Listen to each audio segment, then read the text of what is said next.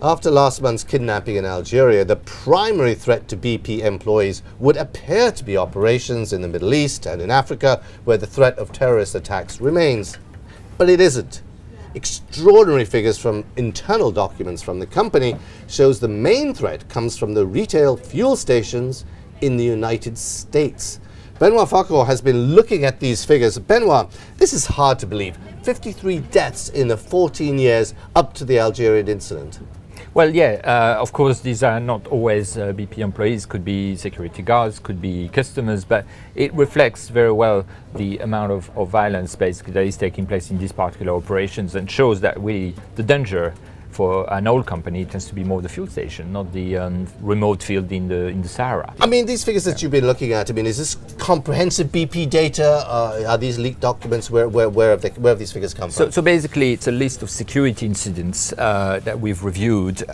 Basically, that is not necessarily comprehensive. We don't know how exhaustive it is, but it gives a good indication of where the largest amount of violence is taking place in BP's operations. Okay, in those 14 years, I believe there are 117 deaths in all their operations. So how does that 53 in the US stack up with the rest of the world? Well, the largest number by far is US fuel stations, definitely. Now, there's also a lot of deaths at fuel stations also in South Africa and Venezuela, and the rest is fairly marginal, very few in Europe and very few in non-retail. But does BP, for example, have a lot more retail operations in Europe than it does in the US? No, actually, I would say, of course, the majority is US, but 38% is in Europe, and despite that, only 7% of the fatalities related to security are in Europe. So there is much more violence clearly at fuel stations in the US than in Europe. I mean, what's interesting as well here is that the figures seem to show that there are only 12 deaths at the non-retail operations for the company, exactly. Which shows that, you know,